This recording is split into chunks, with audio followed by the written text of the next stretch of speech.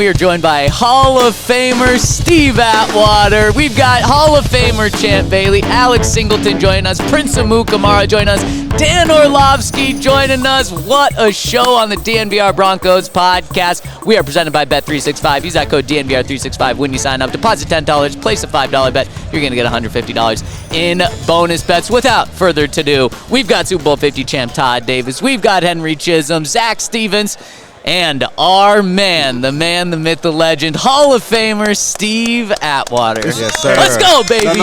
It's y'all world. It's y'all world. I give y'all a clap, man. Y'all got commercials. Y'all big time over here, man. No, you need a standing ovation.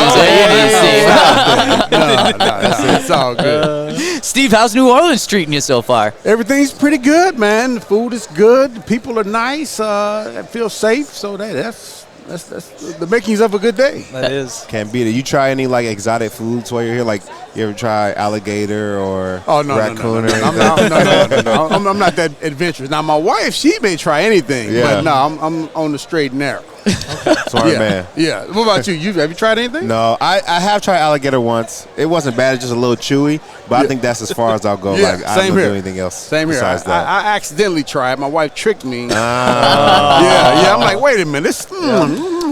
They wait till you're done. Like, did you like it? What was it? Yeah. And then once she told me it was alligator, like, no, I didn't like it. Yeah, exactly. Steve, would you ever hold an alligator?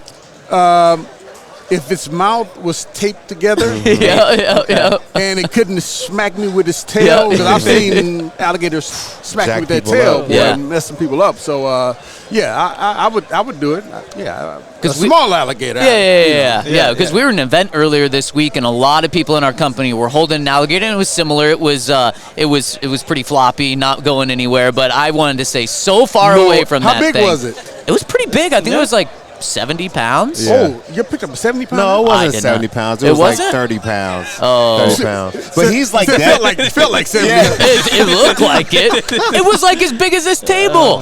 He's definitely afraid of like snakes and alligators and stuff. Yeah. So like we were just standing by the exhibit. We weren't in it, and he would not come near us. What? He had to wait until we left to come back to the group. I went to go get ice cream when they were doing that. Yeah. Okay, so I say that. I think I would. Okay. So it's not 100% that I would. When I had to analyze the situation, and it may change, right? Steve, you can join my side. It's okay. Yeah, okay. I might. You never know. I wouldn't want you to be over there by yourself, Zach. You know? I appreciate that, Steve. You're keeping me company. Exactly. Todd and I were also talking. We gotta get souvenirs figured out. Yeah. Him for his wife, me for my girlfriend. I have no idea what to do because we probably don't want something with a Super Bowl logo. Why what do not? you get? I mean, I just don't know that she'd wear it. Okay. But what do you bring somebody back from New Orleans? You know, Some gumbo. gumbo. Gumbo. Or a picture of some gumbo. Picture of some gumbo. She'll love That it. you ate, and then you can tell her how good it was. Picture some gumbo. You may get into a fight, but you know, you did get her something. You thought about it. Yeah. Exactly. This hat's a good souvenir, huh? What do you think, Absolutely. Steve? Would you rock that? No. Absolutely not. Without a I don't know if doubt. I would even take it in my house. I bet somebody in the league I gotta would. go. Everybody gets those like the game day fits now. There's somebody in the league who would wear that. That's very true. I don't know who. That's very true. After a lot of drinks. Yeah, for sure. Yes. For sure. Steve, we are, just 10 hours away potentially from Pat Surtain being named the Defensive Player of the Year. Yes. Do you think he'll win it, and what's your case for him to win it? Yeah, I do. I mean, he's been consistent. I mean, each year in the league, he's gotten better and better and better. He's had a great year this year, a great year last year. I think he's super deserving of it. He's a great leader on that defense as well. And that defense made a ton of plays this year. Yeah, Yeah. they did. I think he's being a great player, but I also feel like people don't understand how hard it is to play that position. Playing corner or DB, like trying to tackle an open space, you got to run backwards as fast as guys run forward. Talk about how you did it and, became such a dominant player in the NFL. Well, I'm talking about Pat. Pat on a whole nother level in that regards. And the thing about it, he makes it look easy. He does. And it's, that, like you said, that's, I would say, the most difficult position on the defense. That's, in my opinion, as a defensive back. Yep. Because I've seen the corners in their task. And in the clutch situations, guess what? The quarterback, they're trying to beat you. They're trying to throw to that top receiver. And if you have a cornerback like Pat Surtain, you can shut that down. You know, they may have a few catches here and there, but they're not going to beat you with game-winning catches. The receivers and quarterbacks aren't if you have a great cornerback, and he's done that. The quarterback doesn't even look this side of the field most of the time. It's definitely the hardest position because I know, like, most people get nervous in 2-minute drill. I like relax because they're attacking the corner. They're not really worried about me right now. Yeah. I'm just dropping back in coverage to make it look like I'm doing something. The crazy thing with Pat is that every pass they complete is so short. I'm pretty sure I think he's the only starting cornerback in the NFL that didn't miss a tackle this season. Wow. It's like you just give up the short pass, you go make the tackle, move on to the next play. They never get him. But that's the thing. I mean, he has worked on his game each and every year. He's gotten better. And, in the past we've seen him miss a tackle here or there, but it hasn't been a bunch of tackles. But like I said, he hasn't missed any tackles. Not one. Not once all season, which is crazy. And it seems like he's been more physical, too. He's coming up and he's standing up. What you got? Yeah, one of there was like a tackle in the flat. I think it was like a 3rd down, 4th down. It was like on our side of the field in the press box, and he got the big flex in there. Oh, love it. Yep. Steve, what's crazy to me, you think about the Orange Crush defense, the back-to-back championship defense, Super Bowl 50 defense. The Broncos have only won one Defensive Player of the Year award going into tonight. Crazy. That blows my mind. Aren't there so many other guys that could have won it, deserve to win it? Yeah, but when you look across the league and, Defensive Player of the Year is kind of an individual honor. Yeah. And, you have certain individuals, man, across the league who can have great years. I mean, and Pat Surtain has some great years, but this will be his first time winning it. So it says a lot. I mean, that's a very difficult honor to win. But so you can't have great defenses who play well together, and you also got to have guys who play well individually. But, man, to get that honor just playing individually on a whole nother level. And, Pat Surtain, like I said, he's done that. Man, he's done that from day one. Yeah. Well, Steve, I'll keep the conversation going about defenses. I think the Broncos defense this year had a pretty good year, and there's a couple of draft boards that have them actually taking the D lineman in the first round. When you look at this defense, do you feel like that's a position of need, or are there other places where they could probably use a high draft pick to fill need? So I'm the wrong person to ask that to because I always want to draft defensive linemen. Whenever somebody asks me, that's the safest position to draft is a dog interior defensive lineman. Yeah. Because I've seen them just last year after year after year, and they rarely get hurt.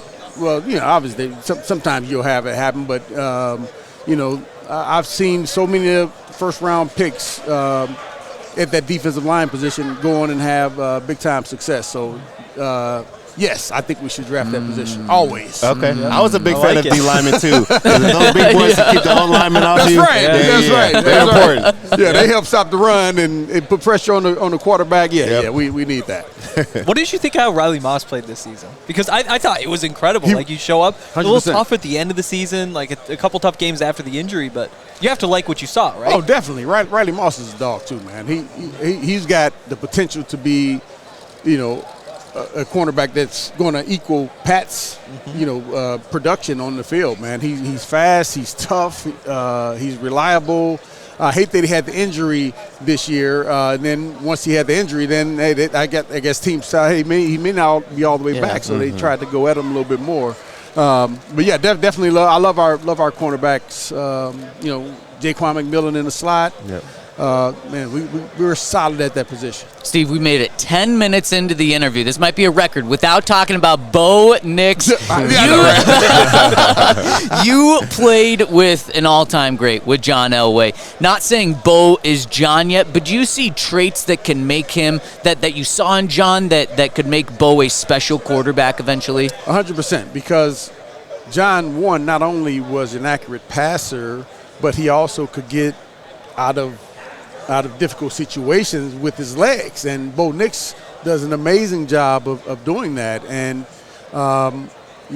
we saw this from his film from Oregon, University of Oregon, where he just didn't create that many turnovers, and he used his legs efficiently, and he was a very accurate passer. And you had those traits, and he's a smart person, smart young man. I think his future is super bright. He's tough too. He is. That's the other thing. He'll hang hits in the pocket. Yeah, He'll take a hit. Yeah. That's the part that maybe reminds me the most of Elway. Is just that you hang right in there and you take the beating, and whatever happens, happens. Yeah, and I saw a couple of times when he ran out of pocket when he probably didn't have to step up in there, but that'll come. That'll come. I've seen him do it in college, so I know that he'll do that more and more as he has his confidence in that offensive line that they're going to not let anybody on that interior part there to hit him. So, yeah, just it was a really exciting year, I think, and a refreshing year because we really didn't expect as much as we got. Yeah. Steve, we're big Chiefs or Eagles fans. Whoa! I'm sorry, big Eagles fans. Whoa, we're man. pulling against the Chiefs on Sunday. What he said. Hey, You learn something every day.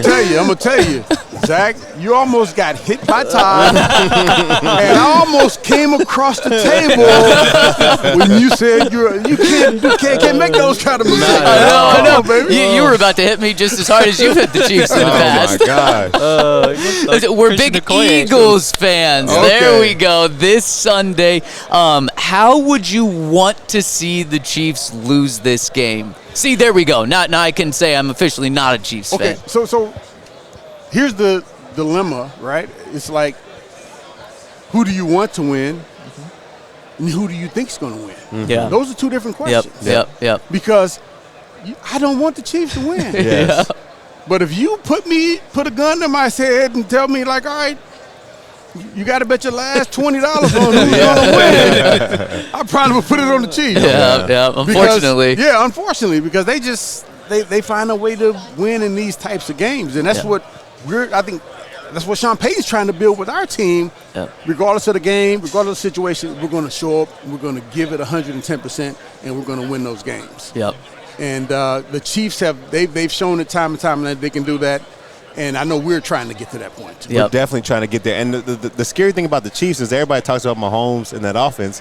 I think their defense is actually pretty good right now. You talk about their front, their linebackers, safeties, and corners. They definitely have a better defense than anybody gives them credit for. Totally. Don't want to hype them up too much, but Yeah. gotta be honest. Gotta be honest. So, Steve, before we let you go, I know you played safety, but we got to have you take a shot at this field goal here. Let's see if you can do it. I got confidence in you. I want to hit the guy over there. Oh, no, you can hit him. You can hit him. Don't worry about it. Straight Right through. down the middle. Cleanest. That's what we do. That's what we do. Yes, sir. Let's Yes, go, sir. Steve. Appreciate you, Steve. Thank you so much, Steve. Absolutely, man. Love having you on. The man, the myth, the legend, Steve Atwater, Hall of Fame player, and even better person. Got it, and man. you're the man, Steve. Thank you so much. Awesome to have Steve on our show.